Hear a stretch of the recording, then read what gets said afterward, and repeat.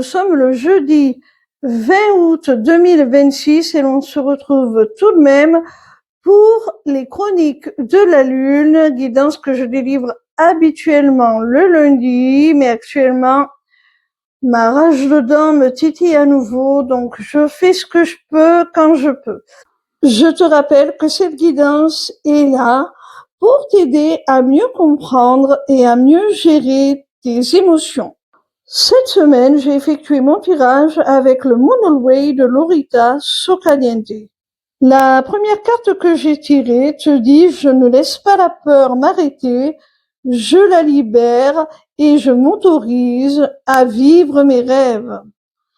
Cette carte, elle te dit que le seul obstacle pour atteindre tes aspirations les plus profondes, ce dont tu as toujours rêvé, c'est la peur, tout simplement. La peur, quand elle est trop prégnante, quand elle est disproportionnée par rapport au véritable risque, est un frein. On n'entreprend rien avec la peur. On n'ose pas aller au bout des choses. On n'ose pas y aller tout court. La seconde carte que j'ai tirée a pour message « Je m'aime et je me respecte, j'ai de la compassion pour moi-même ». Cette carte t'invite tout simplement à faire preuve d'amour-propre. Dans l'amour-propre, il y a aussi le respect de soi-même. On ne se respecte pas si l'on ne s'aime pas. Et pour s'aimer, il faut aussi être indulgent, bienveillant envers soi-même, faire preuve de compassion. Essaie de te traiter tout simplement comme tu traiterais un ami qui viendrait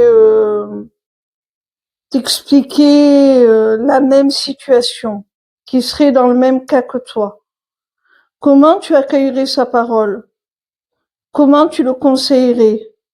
Est-ce que tu lui retirerais ton amitié, l'amour que tu lui portes pour autant? Je ne pense pas.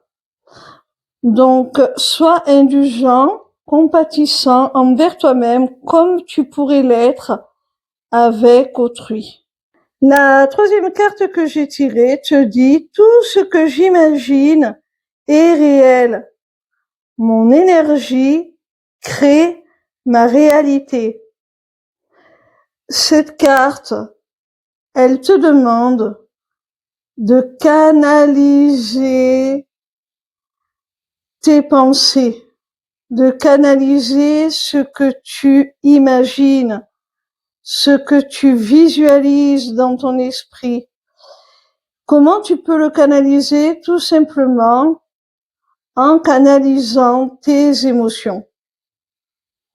Du moment où tu gères bien tes émotions, tu gères aussi les pensées qui peuvent être suscitées par ces émotions.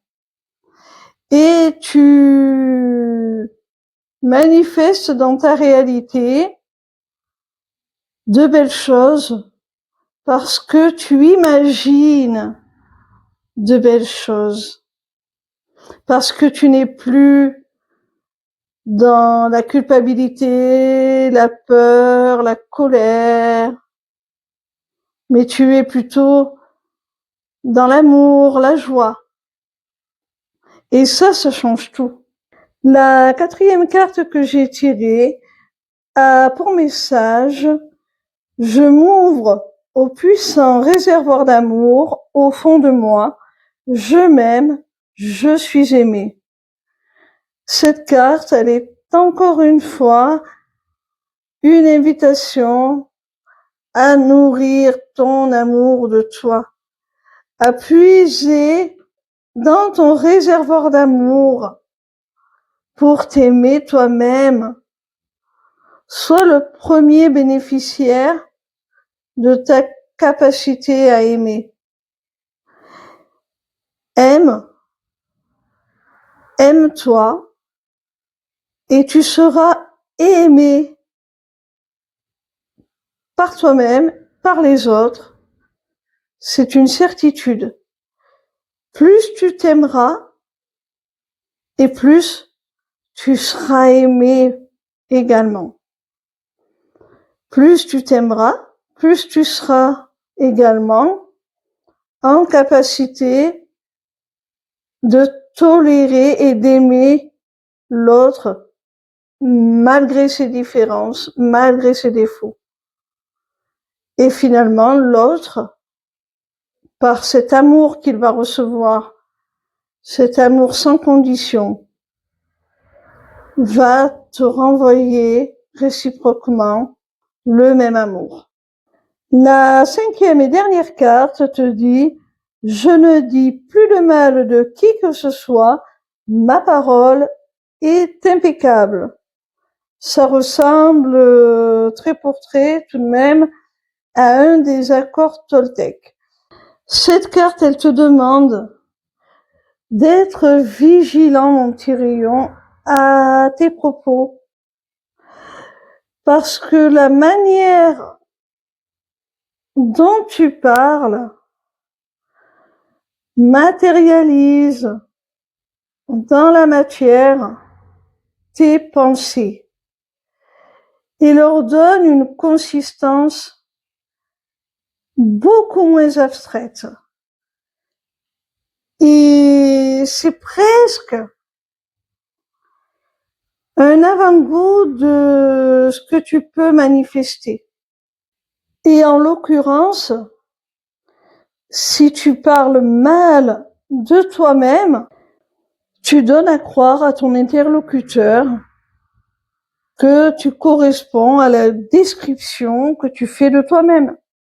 Donc, tu lui donnes une mauvaise image de toi. Et qui plus est, une image faussée. Et ce n'est pas non plus en critiquant les autres que tu renforceras une bonne image de toi-même, que tu donneras à ton interlocuteur à penser que tu vaux mieux que les gens que tu critiques. Alors sois vigilant, vraiment, je le répète, à ta manière de t'exprimer, sur toi comme sur les autres.